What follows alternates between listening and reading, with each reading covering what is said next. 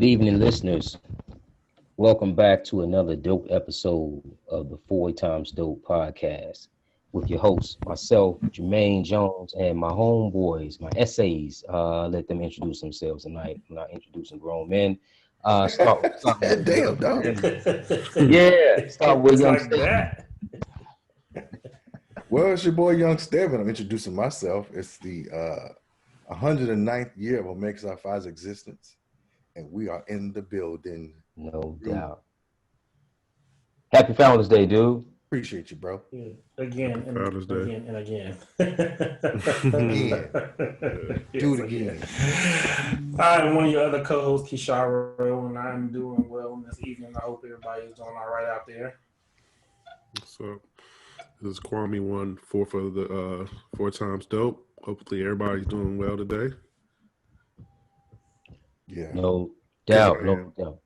I'm sorry, go ahead. My bad. No, I ain't say nothing. My Yeah. bad. So listen, fellas, real quick, before we get started. I had an interesting conversation. I've been spending a lot of time with my oldest nephew a lot last few days, especially with the numbers going back, the COVID numbers going back up. We just been hanging out, man, just kicking it. And we were talking about today in terms of work ethic and the generation behind us, right? So our kids or just kids that were just younger than us? well, kids that is just younger than us. Got Let's just say 10 years behind us, right? Okay. That generation. All right, 10 years behind us. And I was just talking about how our work ethic is damn near automatic. It's like we were just conditioned to grind. Yeah. So I'm going to ask you guys this, because this is what I asked them, and I won't go into, because we can be here all night going into what we talked about. But let me ask you guys this: what was your first job you ever had, and what did you take away from that particular job in terms of morals, in terms of lessons? Like, what did you guys take away from that job? I'll go. So my first job was at Camp Bowers. I'm an Eagle Scout. So in the Boy Scouts of America, we have summer camps. And to be, quote unquote, staff, air quotes, was a big deal. And I was one of the only blacks that were on staff for the summer. So summer camp was like 6 weeks that we had to be there. And they had me, of all things, doing kitchen. So I took from that the Boy Scouts are indeed very racist, because why am my black ass in the kitchen? And the white boys are wild as fuck. So my attitude and the ways I pull things out is from white boys. Because it was at the time when you're still learning and trying to find out who you really are. Them little white boys are wild. So I found out some wild shit about myself, because they did some wild shit and I came back home and started doing wild shit. That's right. So the work ethic was I had to get up and do some fucking wash dishes and teach classes. What classes? Like orienteering and first aid, but I also had to do the kitchen. So my shitty ass job was staff at Camp Bowers in Tar Heel, North Carolina. Oh wow. Oh, no doubt. That's random, isn't it? But yeah. Yeah. And random as hell. Gyro, what you got? My first job was Burger King, and I don't know if it was just a lesson I learned, but what I did learn about myself, I learned that I was competitive, and I've never felt like ever, even to this day, I don't feel like I'm a competitive person. I don't feel like I gotta compete with nobody. Like, I've never had that thought, because I'm gonna do me regardless. So I've never felt that, but I did when I got to Burger King, and I saw like certain people who started when I started, they started moving up and, getting like these training positions and getting like managerial positions. Yeah. Like, oh, I'm doing that. And so I'm about to get me. that was me. And it was like, Right. every job I've had, I always try to go up to the next level. I don't never just stop where I'm at. I was like, no, I'm going to the next level. Even if I don't want to do it, I'm like, I'm going to the next level and see if I can do it. Like, so to see what's up there. That's right. Yeah, like I always been that way. But I did realize though, I don't like not to work. Like, from the time I was 15 years old, I've always had a job. Like, it's just I think I got it from my mom because she always worked. You know what I mean? Had She jobs. never went without. But I was like, I've never not worked since I was 15. And to Wow. not work, I don't know how. I don't think I don't know how to You function put a good without point. You could put. Hey, fellas, remind me to ask you all something too after Kwame goes work. as well. So, all right, But Kwame, what you got, man? I will say, hold on before I My, say my, my that. bad. No, go ahead. My bad. But when I got to Central, when I started working at Burger King, I Yep. still continued to work. Yes, you did. I partied a little bit too much. I got kind of cocky because I had like a somewhat of, I said managerial role, but I had like a high up position to the point I You had were keys. third key. Right. And I was just like, I think I'm going to this party. I'll call out the next day. Well, guess what? I called out and he told me, don't come back. Turn those keys in. Turn them keys in, that and you was keep that it. uniform. And stay at the party all you want to. I'm like, So fuck I them was a little jobs. cocky. So that did teach me a lesson. But Damn, Got it. Kasharo, that's crazy. You got fired on the day off. I really did. I hear Damn. That's crazy. I think my first well, I worked a little camp job prior to this. I guess my real job was like a 2-week job, so I'm not gonna count that. But my first job was working at Arby's. After people my go to Arby's, like you you had a state of surprised, line. man. You I be worked at surprised. Arby's my senior in high school. Yeah, me You Slice too. or said that. on? Yeah, you'd be surprised You because, like used to I have to said, say that, right? huh? You used to Yeah. have to say slice or on every time you made a sandwich, right? Well, I never made the sandwiches. I was working the cashier. So I did. Oh, my bad. They didn't put me he back in the bougie. back. Yeah, I didn't want to work back there, but He's Uh, ugly, That shit Jermaine. was He didn't hot. have to cut no sandwiches. nah, I was taking orders, but it get packed, believe it or not. But I had my own, my own thoughts about Arby's before we're actually working there. Like who actually comes here, it should be easy, but it'll stay busy. You'll be surprised. Um, but yes, it was my job after finishing basketball season, my senior year, and we talking about in the upcoming stuff like prom and everything else. And my dad like, oh, you trying to go to prom? You better get a job. I mean, So like I ain't giving it to you. You know what I mean? So at that point, I was like, all right, cool. Which it wasn't a problem for me anyway. So it was just being able to uh working and trying to, I guess, feeling good about paying for my tuxedo and paying for the things that come along with it. You know what I right. mean? And that continued to the summer of going to college. So that whole summer, I was more saving up to get, have clothes and get items for school, Certainly. whatever and stuff. So that was the feeling of just earning what I, buying, and I know that I worked for it. That You was put like, something on it. And yeah. Now, yeah. granted, at that time, I think I was making. This is freaking slave wages. I was making like $4.25 an hour. Easily, yeah. I It mean, was it's only $8 $4.25 now. Wait, we need Minimum wage is $8, dog. that's 96, I believe. But it was $4.25 an hour. I mean, I was like, my children probably looking like about $30 a paycheck or something. It was a little bit more than that though, but it was And very next week, low. I'm on to the fries. Exactly, man. But yeah, it was Yeah, my I'm first straight. job, and just Damn. my lesson, like I said, just feeling good that I worked for what I earned, and I'm paying for because I worked hard for it. So that's what I took from it. No doubt. What's your No question? doubt. All right. So my first job my very first job that I can remember, I actually got paid. But it was paid in cash. My oldest brother had a car wash, a hand car wash. And it was mad lucrative. I was like 10 years old, man, and my job was just to clean floor mats. Like I had the Sudsy big buckets of water and just clean floor mats. I think I was getting like $5 per mat or something like that. Dang, that's a lot of For money. Matt, $10 a yeah. car. Well, no, it was $10. It was $10 a car, but then later he broke it down to like mats or something. It was something where I can just get some money and go to the skating rink, right? Because that was a big deal. But from the customers that came through, younger people, older people, to like the people my brother had working for him. Like one thing I learned, man, was like how to save money. Well, the importance of saving money. I learned that, right?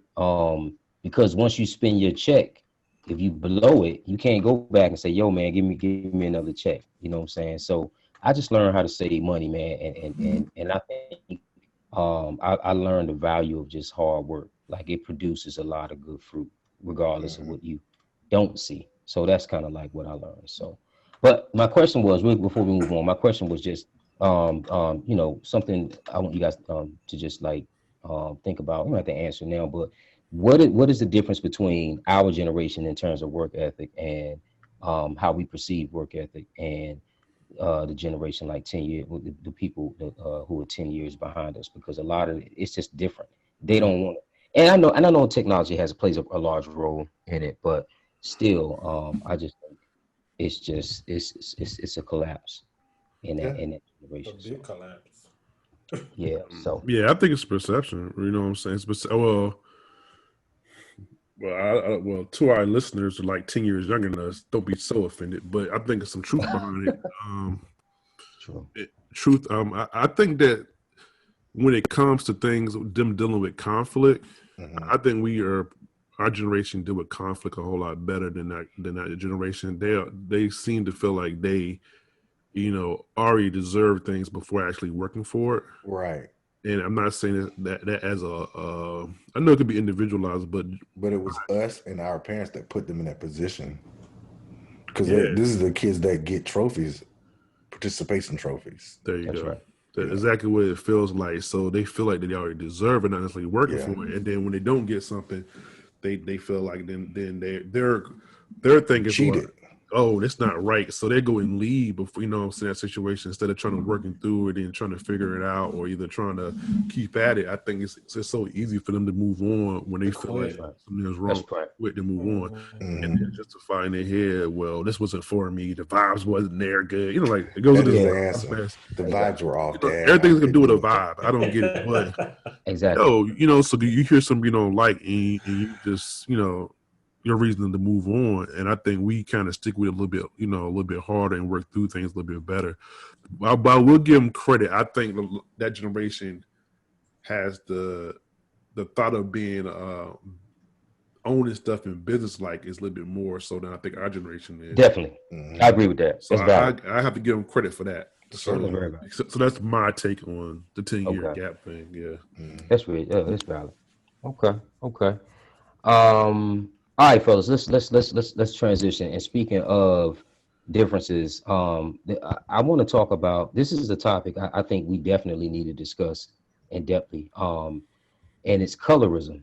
And I just want to get you all get you guys' take on the effects of colorism, maybe personal stories of it, or just anything you feel like you want to share on the topic of colorism. I think because at the end of the day, we've all experienced it. Yeah, Jamie, what you got, man? So colorism was brought to my attention in '88 when School Days came out, the movie. So you had the jigaboos versus the wannabes. So it was so many topics that Spike touched in that one movie, and that was brought to light. We have our own situation or our own saga going on inside of our community, the Black community, the educated community. So many different pockets of stuff to look at, right? And how we separate ourselves and differentiate.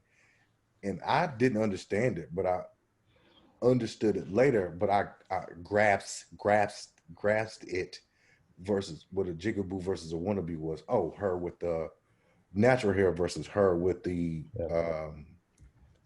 straightened hair, or the dark-skinned girl versus the light-skinned girl. And even even now we call light-skinned girls, prettier. And it's just a learned behavior in the Black community. Definitely. Which comes from the slave masters. It becomes, a field nigga versus a house nigga. That's right.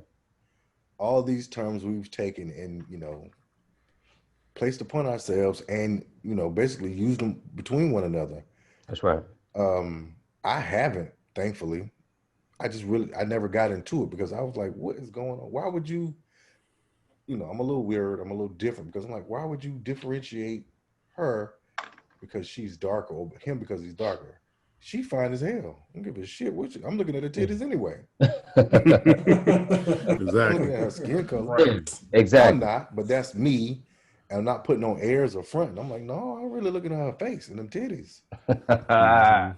Right. right. So I'm not. Now I am amazed that. So if you go and look at some of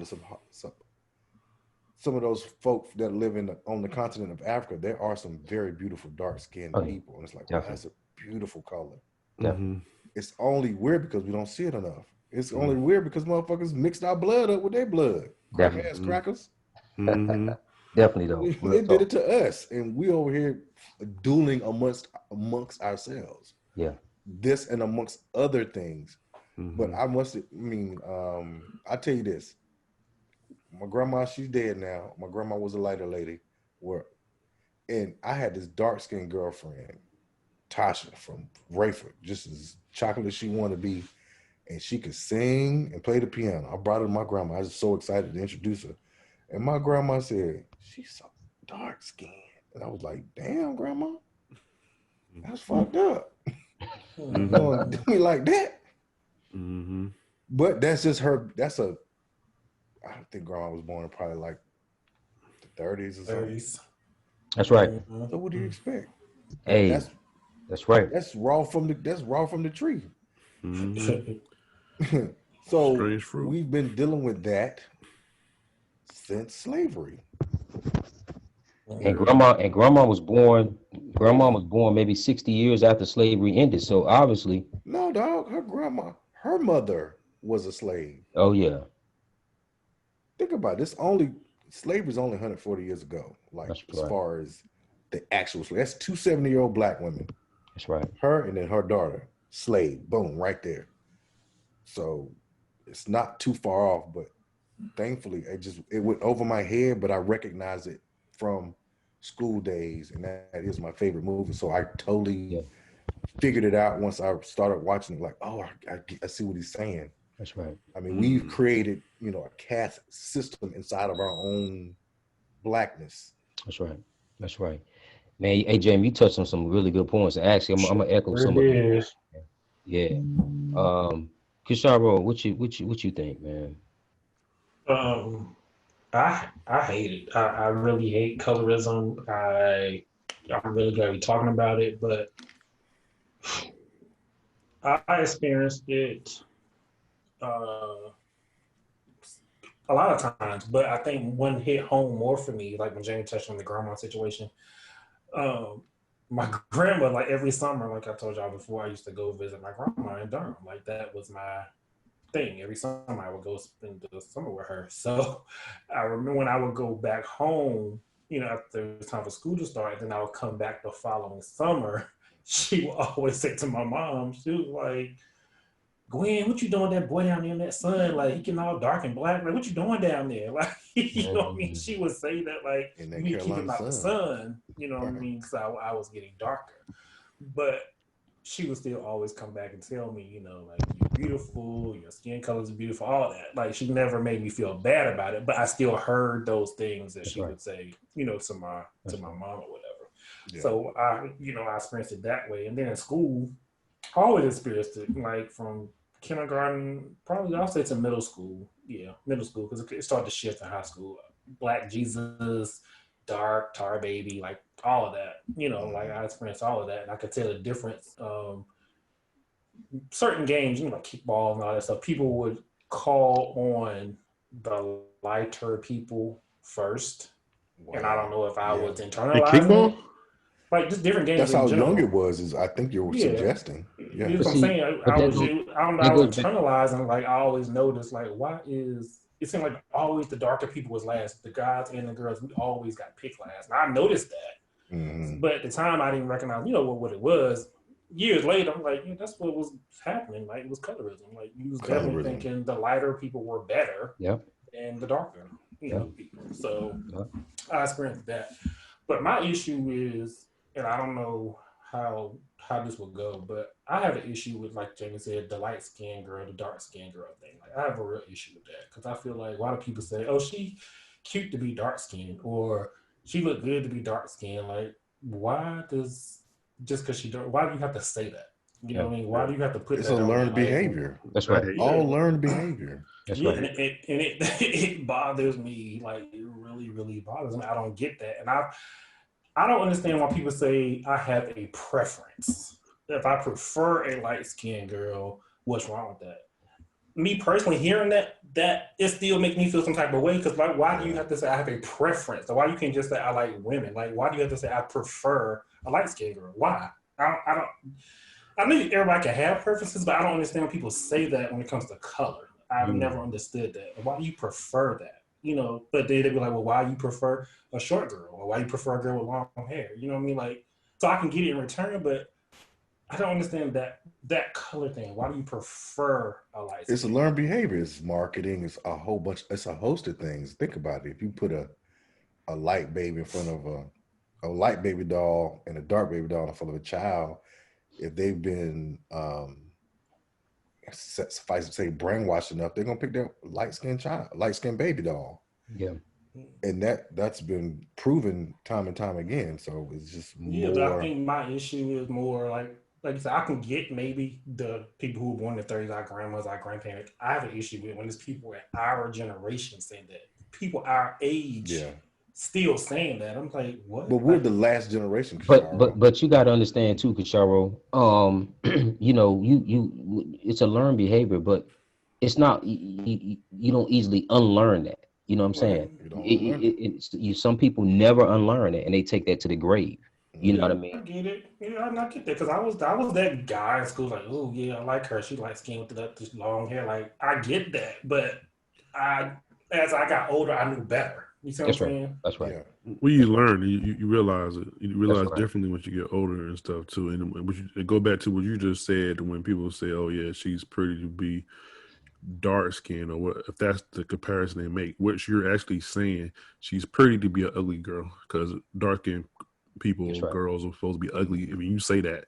You know, you may not mean that. That's what you're actually saying. But that's the implication. That's like saying sexy bitch. Like what? The fuck? Yeah. You know what I mean? So yeah. So it's rough to hear, but like I said, when you're younger or you know, you think it's normal almost. You know what I mean? To get to the point where you actually learn what people are actually saying. Yeah. And words actually do matter. What you're saying. Yeah. I'm sorry. Go ahead, Quan. Go ahead. Yeah. Oh, yeah. I didn't know if Kashar was finished or not. Oh, my bad. Yeah, and that's you made some good points too, man. Some really good points. I'm gonna follow up on some of that too. Yeah, but the stuff is ingrained. It's generationally ingrained into what's going on. So, like you said, you learn context of what's happening.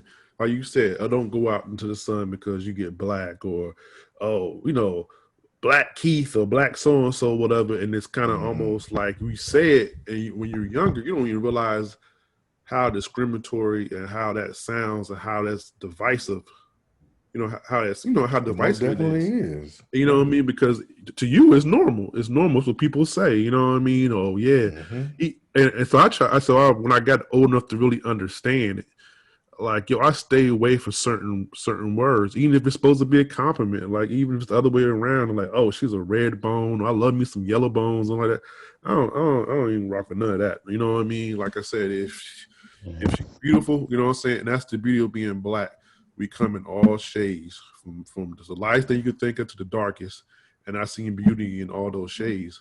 So why we have to go around and just trying to forge a problem within ourselves? But once again, like I said, it's trained back to the slave masters, as Jamie had alluded to, and go generation to the generation. And then, like I said, you got people who even act funny, family members act funny to somebody because you date somebody because they feel like they're too dark, or it can be way around too. Sometimes people may feel some way against light-skinned people too. So I'm not gonna say just one way, but normally the case is the closer to being white or white features, then you are better. You see it in the advertisement, you see it in the movie role. You know what I mean? So a lot of times when you see these beauties, most of the time, well, you see families, most of the time, family dynamics and acting, most of the time you have the light-skinned woman or whatever the case may be. In some cases, you may see a dark-skinned woman in that role, but normally, probably in the last few years, it's been more highlighted. So when you watch something like Insecure and you see like an Issa Rae and they Yeah, highlight Black Panther. dark skinned people or different people or of color, and you see the lighting they using to show the glow, man. Like I appreciate all that because, like I said, normally in those cases it's showing black as something bad, and she's showing black people as being beautiful. So I dig all that, you know what I mean? So I think it's just all about really just learning what really learning a history about how much going on, realizing the words you're saying, and not trying to repeat those things too, and trying to make sure that when we have our kids, we teach our kids no matter what color we are beautiful. You know what I'm saying? And don't be pitting that stuff against each other. Oh yeah, she's dark skinned or somebody. Oh, Black Keith out there playing. Like no, you don't need to be saying that. You know what I mean? No, you need to find something else to joke about. That's when you're not joking about like that, the color thing. Because we have to deal with enough outside ourselves. And lastly, I want to or two things I want to say. Lastly, is it comes down to even the job opportunity. I think the original question, and for the listeners, these questions are coming from other listeners that who either emailed us or either IG us, give us some of the questions or whatever. Now, the colorism was specifically was asking about jobs, but we just made it more general. But even that, like people might get picked over for promotions and everything else, whatever, because of that. And honestly, I kind of feel like even if, I use the example of Barack Obama, I feel like if he wasn't half white, or if he was definitely dark skinned, no matter how articulate he would have been, how intelligent he is, I think he would have been president. White people wouldn't be going for that.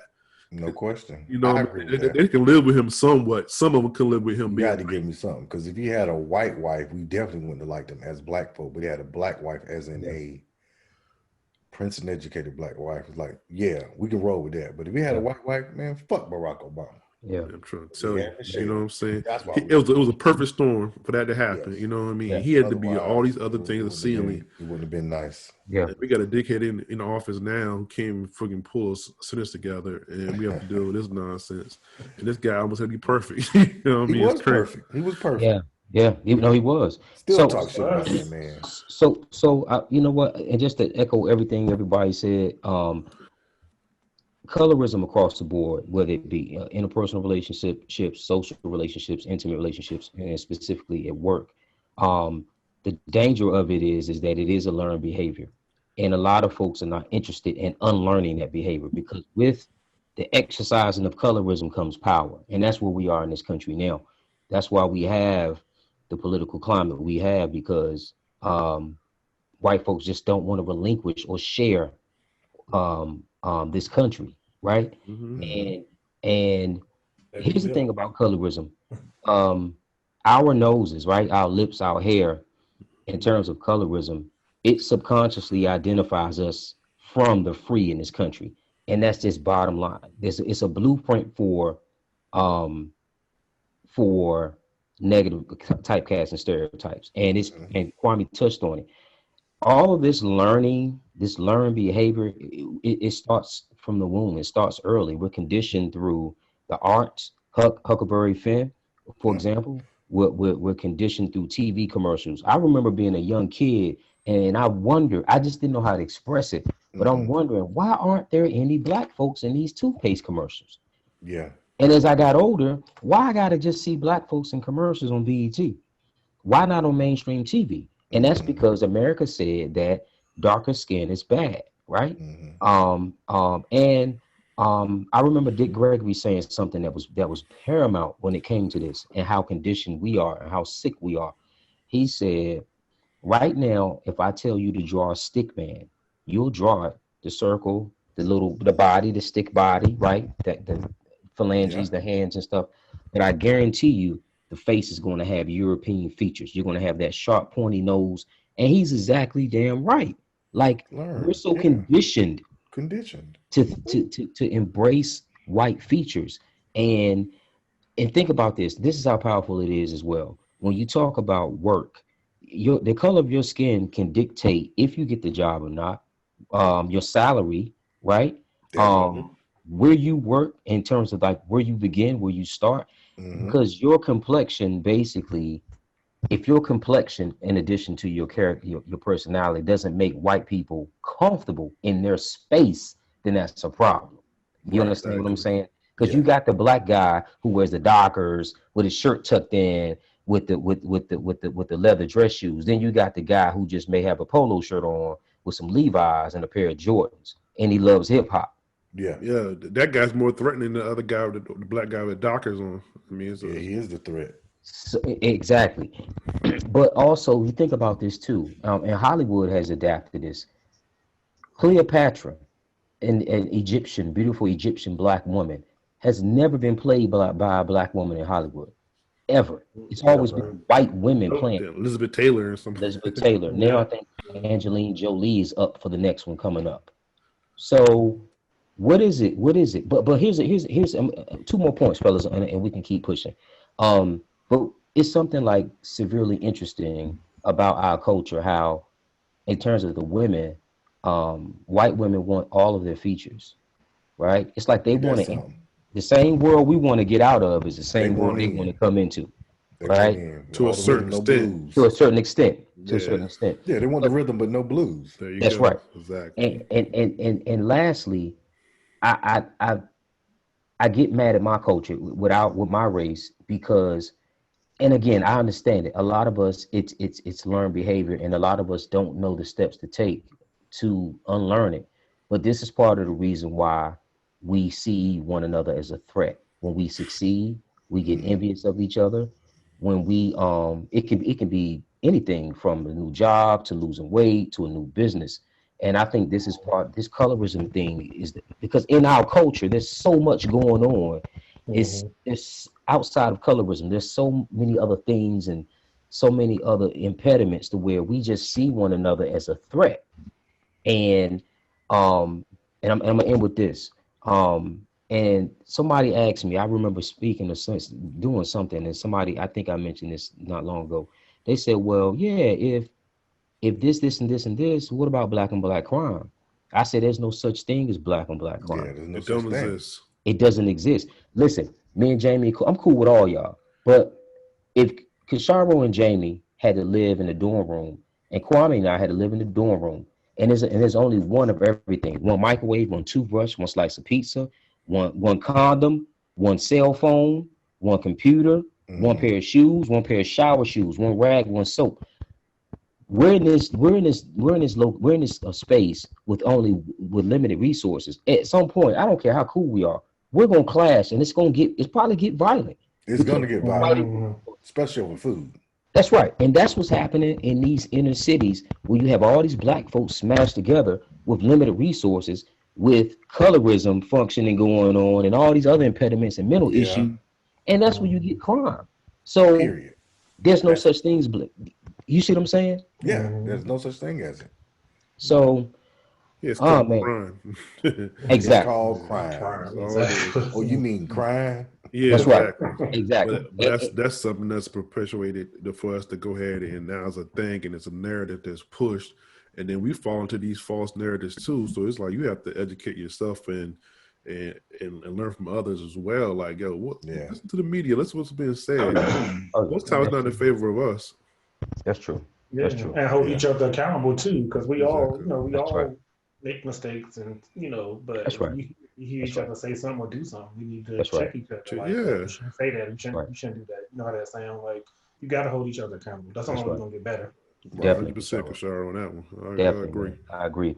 I agree, bro. I know I'm guilty of it. But last thing too, I think I have a question. Do you think who's affected by it most? You think women or men by colorism? Women. By colorism, I believe women. I think women are. Bottom line, Women. I agree. because Yeah. Scott Charo, what you got for me, when I think about colorism with women, I think about the hair texture. Yep. I think about names. Mm-hmm. I think about Names. shapes.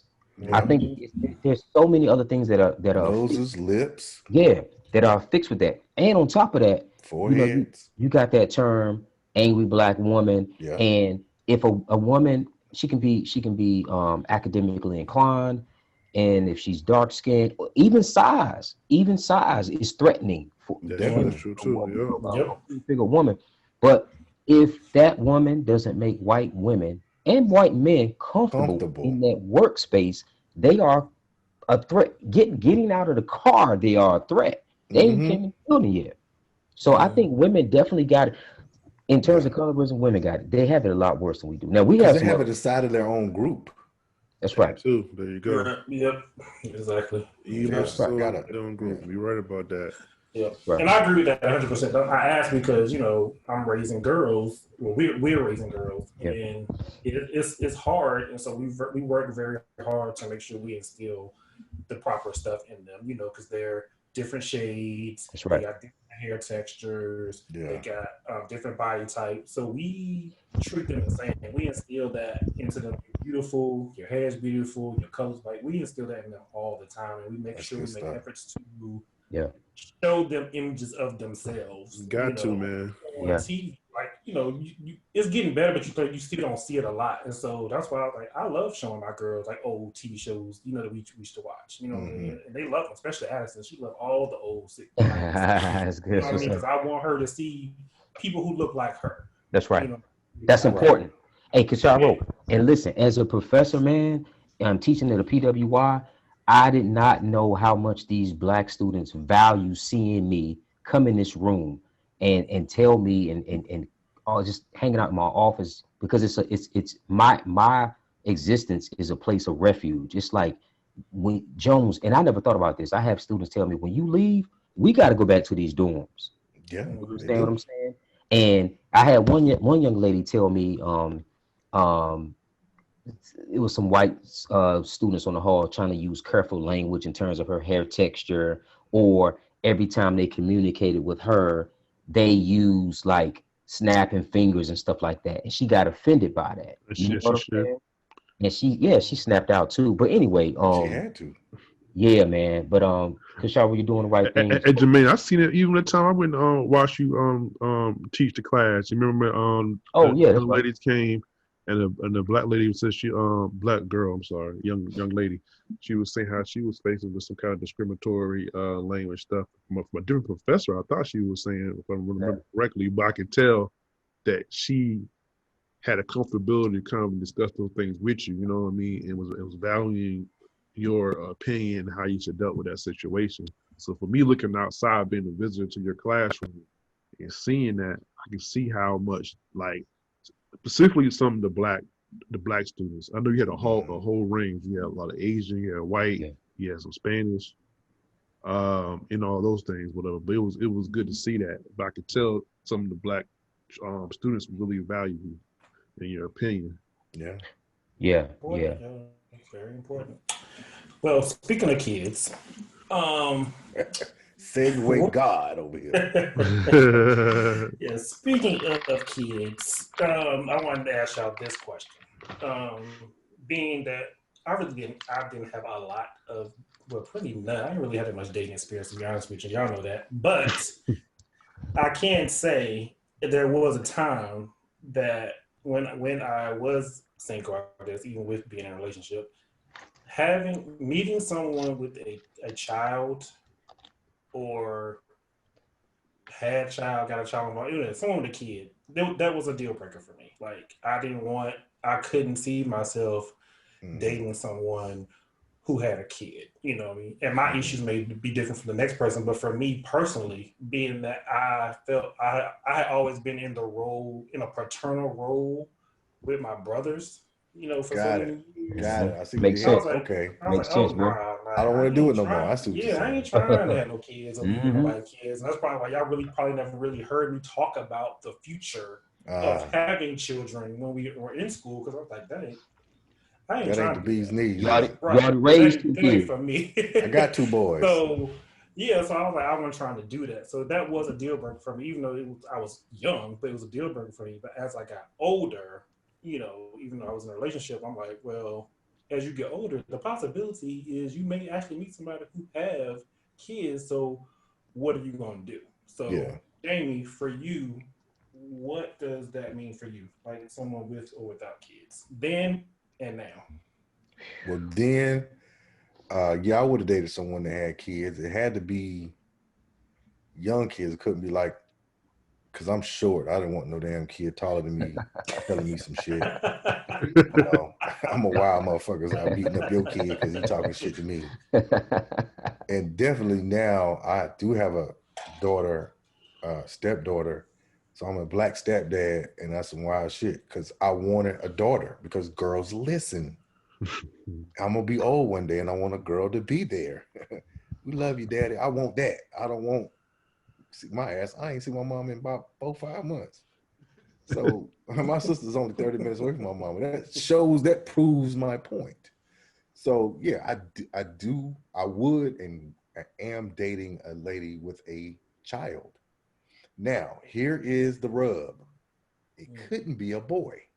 Couldn't be a boy because if That's it's a deal boy, breaker for you. that's a deal breaker because if it's a boy, that daddy's still there. He there because he want to be around his boy, and there's going to be some tension there. And that goes to the value system of the black family. We value our girls less than our boys. And he's gonna tell you, Jamie, let me have a talk with you. Talk to my son. If my son get out of line, don't you put your hands on him. You call me. You call me, right? And this dude done did some wild shit in my house at what 13 or some shit. And so you have to address issues immediately, especially with children. That's right. I agree. So you don't feel like a dad would be in a girl's life? I really do not. I mean, I don't necessarily agree with the fact that because they have a boy, they're gonna be around either. Because there's plenty dads don't have guys don't have a dad not around either. But I get your sentiment in that case. That is an awkward situation. Are you saying that based on something you've seen though, for experience for you to make that comment to say you think they'll be around more for boys than girls? Yeah. Hold on, I missed that comment. You said that dads will be there more for a boy versus a female. Yeah. Oh, I don't know if it shouldn't be that way. I don't know if I agree with that, but you don't have to agree with it because I'm like, yo, I seen this shit. I feel you. So roll up in her face if it was when it was a boy, but I think also be clear, it's very situational from family to family or person to person. Yeah, definitely. Right, I agree because me, Jamie, you, and Jermaine all are boys, but our dads weren't in our lives like that. Well, in my particular case, I had a granddad that was always there, and I had a stepfather that was there. Well, I mean, we all had that. Here, but I'm saying that initial superhero who the person was supposed to be, we didn't have that. So we could have went either way. You see what I'm saying? It was a lot of flexibility there. That's interesting. I've never heard that. That's interesting, Jamie. I never heard before either. Right. We value our boys more than our girls. You ain't got no boy? When Faith and I have a child, I would love it to be a girl because girls listen. Gotcha. I love their parents. They're going to be there. That part, the listening part, but they listen. Most men want a boy. They always say, that part. That part. That hard-headed motherfucker. I do. Well, you want a boy? You said? Yeah. Hard-headed motherfucker. I mean, do I want another me? I'm scared. God damn. Shit. That be some untamed. Good God Almighty, boy. And you know what? Just your luck, spoil him dead. Just your luck. Your son will be just like you at 3 years old. It'd be coming out at 3 years old. Chain P. Kicking down doors of Tim's. Taking shots. Regardless, you're gonna love it anyway, man. You be more excited about it when you think, man. I really think so. Once you hear, it's hard to tell, man. Huh? Yeah, you never know. So, Quan, what you think? Is it a deal breaker for you or no? Nah, it's not. Well, it changed over time. Now. Yeah. Like, I mean, if y'all remember, like I said, going back to meat. To the meat queen, the thought box, the meat lady. Yeah, she had a meat man. She had a son, like I said, just like fresh out of college, and but it was cool. I actually, loved her son and cared for her son, whatever. And I think part of that was the fact, kind of what Jamie said to the point. But he was a good kid. He listened. He paid, so to me, like, unruly kids ain't my thing, man. Like I have a hard time dealing with kids who don't listen, who don't, just do what they want to do. And I know kids are gonna be kids, but to the point where, and you got like some of the parents not saying nothing to them. In that situation, I would always scared of if I was in a relationship with somebody with a kid. I have to give her credit on the point where if I did have said something to her, she never really corrected me or anything like that. She allowed me to do that because I wasn't telling her son anything wrong. You know what I mean? So she respected me enough in that sense right there. So that would have to be the case. Like, yo, if I'm saying something and you know what I mean, and I'm trying to like correct them, and you're not like, wait, turn my son like that, because I couldn't deal with that at all. That's called usurping your authority, and that's just the worst you could ever do to a co-parent or a I got a homeboy in that situation right now. I got a homeboy in this situation right now. Same shit with his wife.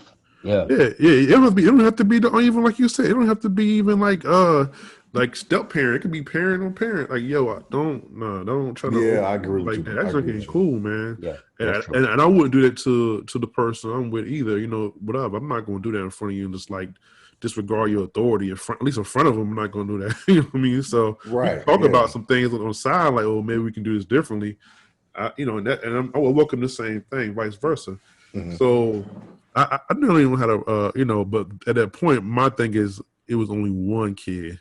I think always been one kid was my I think the question should be two or more. I mean, like, yo, two, one is enough. It can't be two. Yeah, two, man. I not two. I don't think I'm there. Maybe if I was like older, like 50 or something, and then you date somebody later in life, and she got two kids grown out the house, that's different. But like if they're young and we grew up in the same house, one's one thing. But you talking about two or more, that's a lot for me.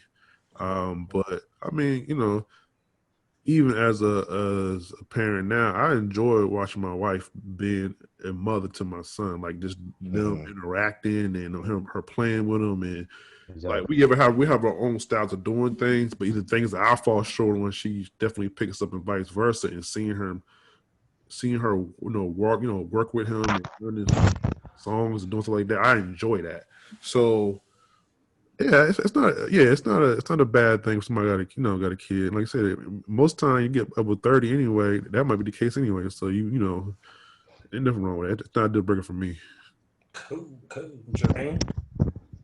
When I was younger, it was definitely a deal breaker. I remember trying it in my late 20s, and it didn't work. I think she was a really good friend of mine. Well, she was a really good friend. She had a son. He was like 3 years old at the time. 3-year-old boys are all over the place. And I remember when Vaughn and I were living together, she used to come over a lot. And I remember this one particular incident. I think this is where ideologies clashed, right? First of all, I was uncomfortable as hell, first of all, because I'm like, okay, this damn near automatically qualifies me as some sort of authoritative figure. Yes, you are. Yeah. Bottom line, an elder. His dad's not doing it. If you wanted it or not, you in that role. You are an elder. Yes. So I had to assume the role, and I remember him going. You know, we lived in the little townhouse. I remember him going up the steps, and I just remember him going up the steps, and she asked me why didn't I say anything to him. It wasn't like I wanted him to fall down the steps. I just felt like it wasn't. I did say something, but I think it was how I said it. I think she wanted me to be more authoritative. Yeah. And I'm like, yo, like in my mind, I'm like, I can't. You know what I'm saying? Like I can only do this from my position. You in my crib. I don't want you to hurt yourself because I ain't got no money at the time. You know what I'm saying? You fresh out of college. I don't have no money. So I think her expectations of me, because I was so cool with her, that kind of like spilled over into that relationship with him. And I just felt uncomfortable, man. And you know, anyway, we ended up going our separate ways or whatever, but we're still too cool to this day. But I think now I'll be more open to it, only because realistically, you know, even though I don't have kids, women within the age bracket I'm interested in dating probably going to have at least one. Now it can only be one. I don't need a plethora of kids. I'm sorry. It is what it is. And they would need to be a little older, because I think too, Sharp, part of the question is dating someone with kids, if you don't have any, is it worth it? And I have to consider that at where I am in my life now. Is it worth it? because there are pros and cons. Like if it's a younger, they don't even really have to be younger. They're still your kids. It can be time. You got to split time depending on the situation. Um, them dealing with kids can influence how they feel, their mood, their emotions, and all this other kind of stuff. They may not want to go out. You didn't plan something. It's just, and it's not all negative. It can work on the flip side too. But I think too, I would ask myself, man, is it worth it where you are in life now? And it just depends. So, so to answer your question, younger, no. Now I'm open to it, but There are one, limits. it's definitely limits. You know what I'm saying? So Okay. Do you want kids? Do you think you want kids? yeah. I'm giving myself a little window. When that window closes, I'm traveling the world, baby. But yeah, but I'm We giving in myself, these streets. yeah, man, hard too. Yeah, so that makes a difference. So you got some interesting points. So that's good. So we kind of like we all say the same similar thing, but just different ways, different reasons. But flip it real quick before we move on. Would y'all feel some type of way if you met a chick, you're dating her, and she said, if you don't have no kids, right? You told her you didn't want kids, and she said, "Well, I can't rock with you because you don't want kids." Would you feel some type of way?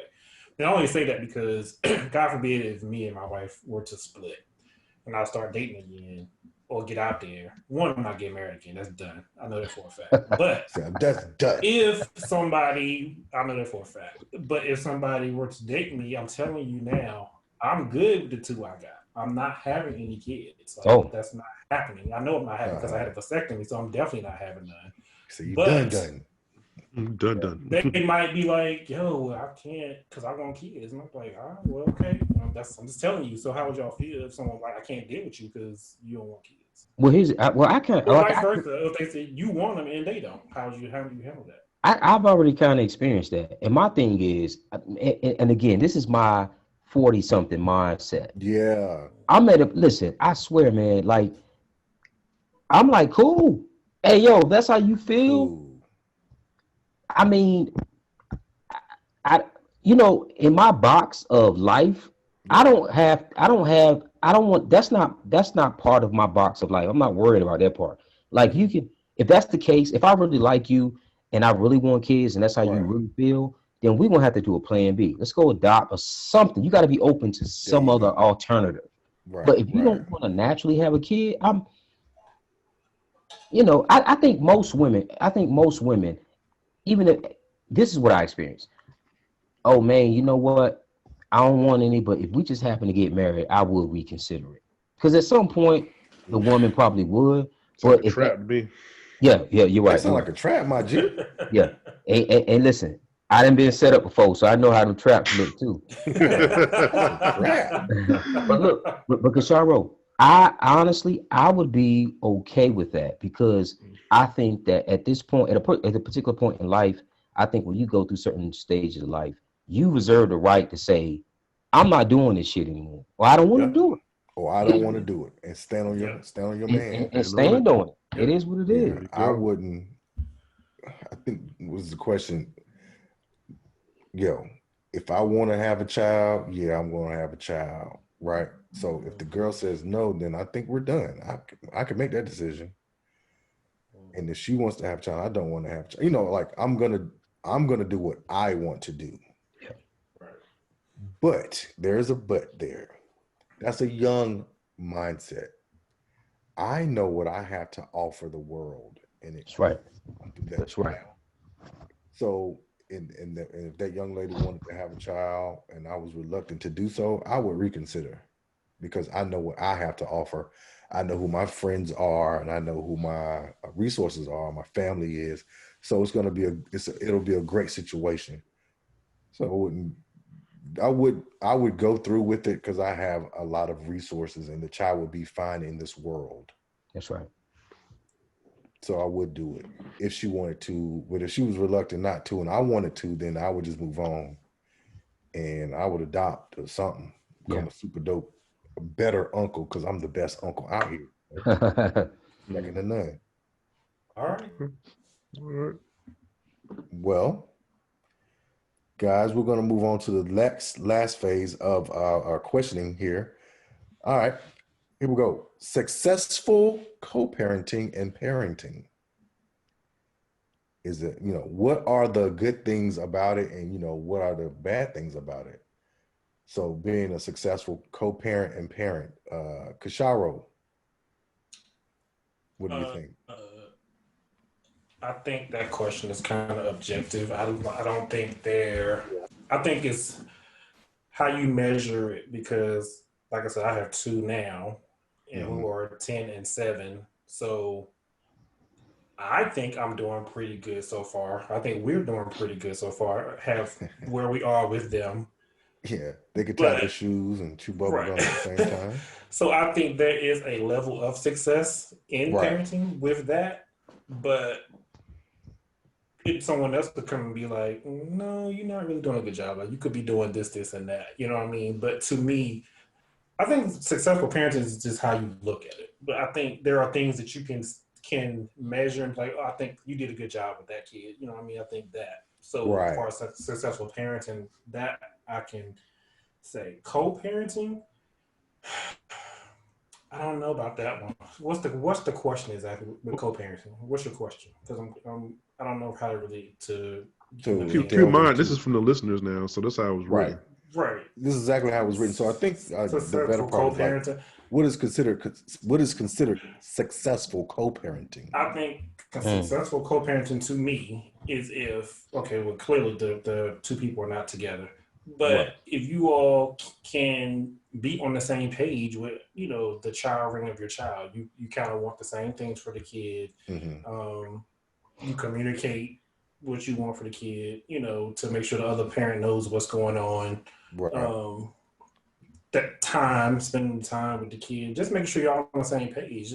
It's no need to carry on like grudges and bitterness. Whatever reason y'all not together, that's on y'all. But you should not let that come between you and the child. Respect the kid, that should not affect the kid. Y'all need to keep that separate. Co-parenting, the only way that child's gonna grow, you gotta, you gotta pour stuff into them, and they gotta be equal. Like, you can't pour in different stuff. You know what I mean? You gotta sacrifice. Yeah, you got on both ends. So I really feel like to be successful, you have to do that. You gotta be on the same page. To sum it all up, you have to be on the same page to be a successful co-parent. What about you, Jermaine? I think, even though I don't have kids, I think I've seen enough to answer this question. But I think you have to reinvent yourself, and what I mean by that is, if in order to co-parent effectively, whatever you went through, whatever caused the separation between you two, you have to. When I say reinvent yourself, you have to just like remove all the residue of that away from you, because that has absolutely nothing to do with the well-being of kids. I think that's correct. At all, at bottom line, at all. So, just reinvent your way of thinking and understand that moving forward, it takes two sources of positive energy to raise a positive child. I think it's all about mindset. And again, that's deep. I think emotionally, you just have to detach away from the man or the woman. If whatever they did to hurt you, whatever the case may have been, reinvent yourself and just put the kid before you put your relationship with the father or the mother. And I think it'll be all right. And I can say, I think that's hard too, though. Like, I think it's easy to say what you can do until you're in the situation. Because, like I said, I know if something were to happen with us, I can do everything in my power to make sure my girls are good. Right. But I can't still I'm gonna be cool all the time, especially if it's another dude in the picture. But you don't moved on, and I might have moved on too. But just the fact knowing that another person is in there with my children, parenting them, I think it's gonna be kind of hard for me. But Kashara, what I'm saying is, I'm not saying it wouldn't be hard, but I don't think you would ever let any aspect of that situation negatively affect how you raise your girls. I'm specifically talking about kids. Like, the kids should be okay regardless of what's going on. Priority. So, but I agree, but I could get petty though. That's what I'm saying. Like, I could allow dog to be petty that now. situation of me thinking about that. it could start to absorb me, and it could carry over into the co-parenting situation.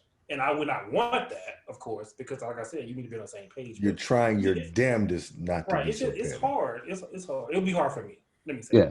Okay. That's fair. He's And, not and, lying to and us. look, and that's fair enough. That's valid. And look, bro, that's valid. I'm not saying, but because Kashara, I think you would be fine in that situation. I do. I think. Well, let's not talk it up for him, man. Well, I'm not talking it up. I'm just saying, Kashara is a, he's He did. he can handle that. Okay. Yeah. I mean, Yeah. I'm not talking it up. Go ahead. Let's not talk it up. Hell no. We love Tawana.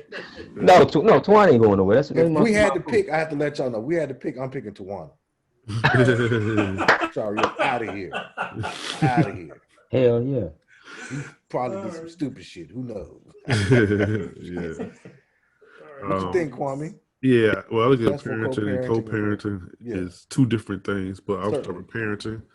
I mean, I'm kind of new to it. Like I said, it's only been a year for me, but still been a great deal of just learning and learning process. I know it's going to be a process you're going to learn for the rest of your life, as everybody telling me. Learning process for life. Yeah, but I think one of the things that you have to do is, this might seem a little just formal, but I mean, but you might have to set even parenting goals in a sense of what you want to your kid to get out from your parenting skills, and then see if these goals align with your wife or the person you're parenting with, right? And and those things may be how exposed you want your kid to different things as far as like experiences and arts. How well they know their family members, what they learning, but whatever those goals are for you and y'all as a parent, I think you can somewhat try to at least give your kids probably more than what you receive, and and that should be whatever your goal is. And I think part of it is the communication part is very very important, and I think that's been probably one of the, I'd say it's the biggest struggle. I think me and Kelly, we do pretty good job communicating with each other.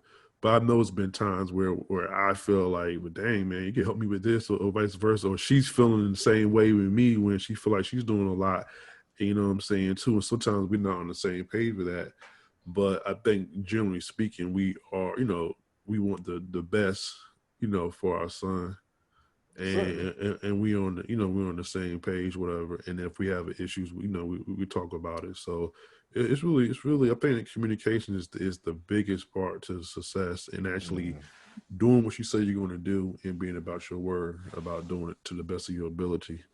And I think with the co-parenting, it's a different dynamic, because all right, you got, when I think of co-parenting, I'm thinking two people, they don't live together. So you got like a child who's living between two different homes. That's right. And then and usually a lot of times when you two different homes, not all the time, but sometimes you don't have the same goals.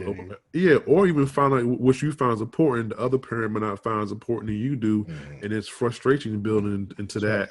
And now you get all this animosity, whatever, going on, and it affects, especially with discipline.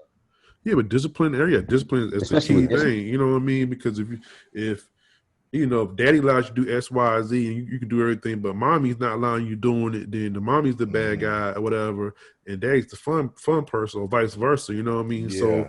So and then you got to even look into even deeper than just the two parents. You got to think of the parents, the two parents' families. So like I said, you might have somebody up the tree, right?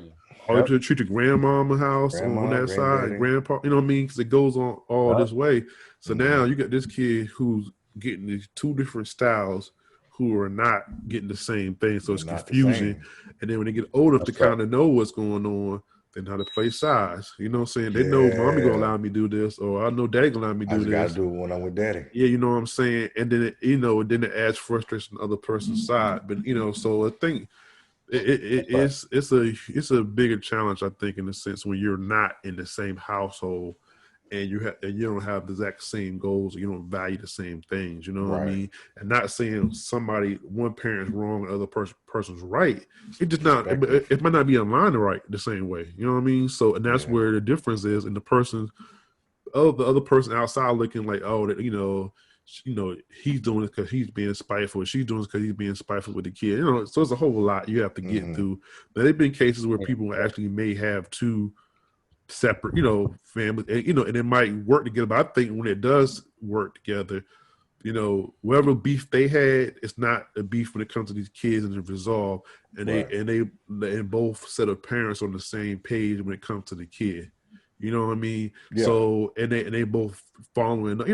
So I think that's the best way that happens when you're in a co-parenting situation. But it's kind of hard, man. We get different dynamics going on. So right. Yeah, this is my take on that. Okay, so my take on co-parenting, I just got into it. Maybe a year and a half ago, 2 years. And I don't have any children of my own, but I happen to have a stepdaughter, and I won the lottery with her because thankfully she's a good person. So she's not a bad person. You understand what I mean by that? Like, not get it. Definitely. I know exactly what you're saying. Yeah, man. It's like, yo, I won a fucking lottery over here. The child listens and she's attentive. She does her work. Thank God, because it could have been, that could not have been the issue, but thankfully she listens, and it's not hard raising her. So I'm learning my skills in regards to being a co-parent. Now, the mother and her father have an amazing relationship. Her father was just married earlier this year, and now her mother, which is my fiance, we're getting married in less than a month. So it's a lot going on in Madison's life now, which is great because she sees both her parents are in love, and she's in the nurturing both houses, and we don't live far from each other, maybe 5 miles or so. So she gets to see a lot, and I get to see a lot because this is all new to me too. Yeah, that's right. And what I've learned is that communication is the key. Key word. You got to talk her all the way through. What are the plans? Right. What are we going to do? And, are we going to all go to the volleyball game? Where we're going to sit at? What we're going to wear? Because we're all wearing these matching shirts, All that stuff matters for her future. So she gets to see it and gets to recall it, My parents did this for me. So my situation has been amazing, and I don't see it changing. Thank God. It's a blessing, man. Winning the lottery is a huge blessing. And as far as parenting, I'm just doing what I would want a parent to do for me. That's right. I know you want to hang out. Shit, me too. I know you want to do some wild shit. Me too. So yes, you can do that. I'll be the good cop because I want all the good shit to happen for you. Because it certainly happened for me. I got to do what I wanted to. I was a free range child. I just had to report back to eat. That's it. I was always gone at somebody's summer camp doing something, and that was like, yo, I had a free range lifestyle. So Madison wants to, we went camping, had camping here in the house. So it was like, yo, that's amazing for her story. That she gets to, the stepdad over here bought us some tents and we camped out. Like, who the hell? Well, me. That's who. So when she looks back at them breadcrumbs, she can definitely go. paint a vivid picture of some positive energy. And yeah, stepdad was a wild dude in the sense that, yo, we went camping at the house during COVID. That's right. So it's very situational because so many small things could have changed if we had a different child. Yeah. So far, so good, because the child is, she talks to us. She tells us how she feels. That's good. What's going on, and that stuff really matters because my mom ain't talk to me, like talk to me. It was more like go take the chicken and put it in the chicken thaw out. Take the fish and take the chicken. Talk at you. Like conversations with me because she didn't have time. Yeah. Right. She had to work. Different situation. She had to go to work. So we're like, all of us are latchkey kids, essentially. Yeah. We had siblings, whether it be older or younger, they had to watch over us while the parents went to work. Yeah. Children of boomers. So we really didn't have the opportunity to sit and just listen and talk to the child. Yeah. And thankfully, I get to talk to her, and she's talking back like, this boy liked me. It's like, well, that's, tell us more about him. She gives us the rundown. Like, that's what's up. And I'm not listening in a judgy way. I'm like, yeah, you might want to look at him differently than that other guy. And that's amazing to me, because I would imagine if my mom had the opportunity to talk to me like that. So that's dope. I'm very happy to be in this position, in this situation. Yeah. Because like I say, and I'll say it again, any small thing could have changed and we had a different child. That's right. Yeah. That's real talk. Yeah. So that's my take on parenting. Good insights. Yeah, great insights. Yeah, man. Yeah, that sounds good, man. Well, we're about to go to our next segment, Dose of Dopeness. Before we get into that, I want to also give a shout to my sister. Today is her birthday, November 18th. Happy birthday, Keisha. Happy birthday, Keish. Yeah. You're going to put age out there. You dirty, low down. Yeah. So the person I want to highlight is name is Adrian Finn. Can we stop this? Did you play the music, my G? Oh, you know what? I did not play the dog. We got the music. Rewind. We'll get it right now. Sprinkle that shit in there. Sprinkle it in there. Oh man. Yo, it's not working. Damn. I'm sorry about this. About this right here. Damn. Either way, moving on. Yeah, we got to move on, man. Got to move on. Yeah. We'll do it in post. We'll do it in post. Yeah, exactly. Post protection. So we got Dose of Dopeness with Adrian Finn. And actually, she is the owner of Adrian's Soul Food Caribbean Cafe, which was established in July 2006. And her restaurant is located on 308 Kennedy Street, Northwest, Washington, D.C. Is zip code 20011. And what street? Kennedy Street, Northwest. Okay. So actually, okay. So I guess for a pinpoint, well, if you're a Sigma, it's like less than a 5-minute walk from national headquarters. And the food there is amazing. She has, the food is excellent as far as the jerk chicken. I love the jerk chicken, the rice and peas, the cocoa bread, the beef patties, chicken patties. I mean, she has it all. I love it. So, like, if you got the taste for some really good, authentic soul food or Jamaican soul food or Caribbean food, you definitely have to go and check her out. Actually, her restaurant for this was actually highlighted on the top 25 ranked Caribbean restaurants in America. So she's ranked number 24 out of 25, but she made the top 25. And that's what's up. Yeah. According to I guess it was ranked in this website called the Big7Travel.com. So I guess they're ranking like different restaurants in this particular article or whatever. So so you got a taste for some good Caribbean food. Well, I gotta ask you this, Kwame. Yes. Does she offer oxtails? She had oxtails as well.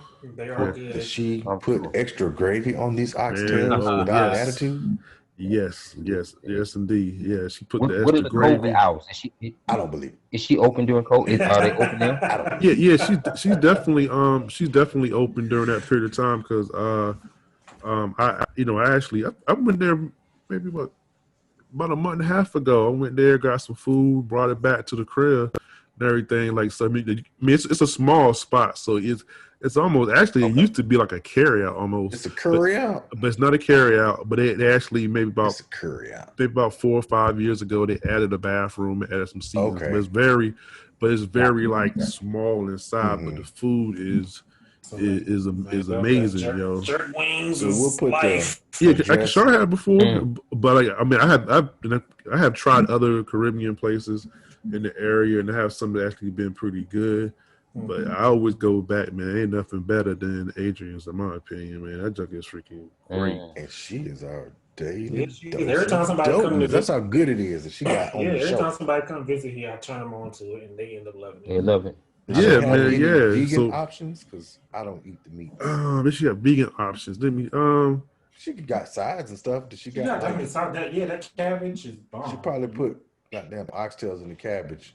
No, she Yeah, doesn't. let me You see, want let me her see to. what she got. I don't know if she got some cabbage or got some vegan options, Okay. but like I said, she got like croaker. She got like the snapper platters, curry shrimp, Snap. stewed I'll be there. chicken, Talking about oxtail, Say like we less. said, curry goat. I mean, you name it, she got it. And the snapper, macaroni man. cheese. I mean, the cabbage be off the point. I mean, she has it all, It's man. like that. With the big Yeah. slices of like desserts, like the cakes and stuff. You know, I mean, so Yeah. yeah. So my specialty, my where I usually go, I get like the jerk wingettes, whatever, and I get like the rice and peas along with the cabbage. Man, I'll be in heaven, man. I'm trying to tell you. So, anybody, like I said, once again, if you're in Washington, D.C., you know what I'm saying, you got a taste for some Caribbean food, you definitely got to check out Adrian's Soul Food Caribbean Cafe, 308 Kennedy Street Northwest. All right, so All right. you know, that's my big Food. shout out there. You got anything else we want before closing it out? Well, we got a new president. Did we see that last episode? Or was it still up No, in we the air didn't know about the outcome at that point. Yeah, we didn't know. We were still counting. Or did we know? Trump tweeted. Did we Hold know? on. Yeah, Trump we did tweeted know. that he won.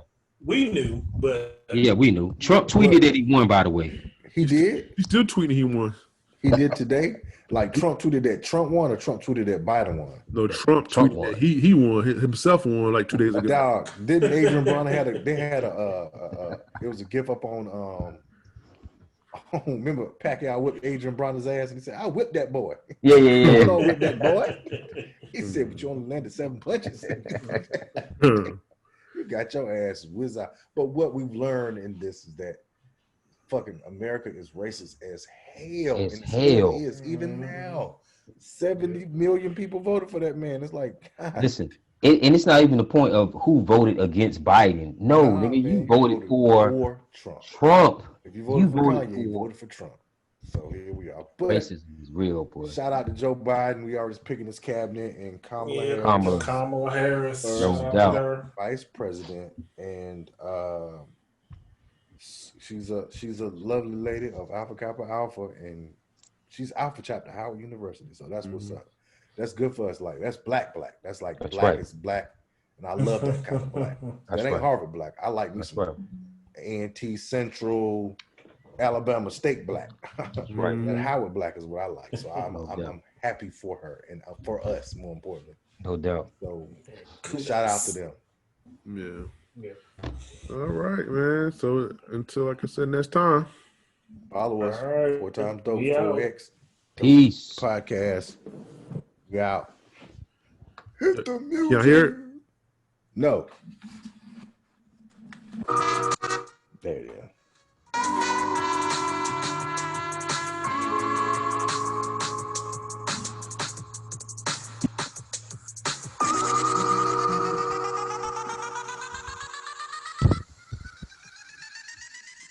The production was off today. I'm sorry, y'all. DJ been drinking, yo.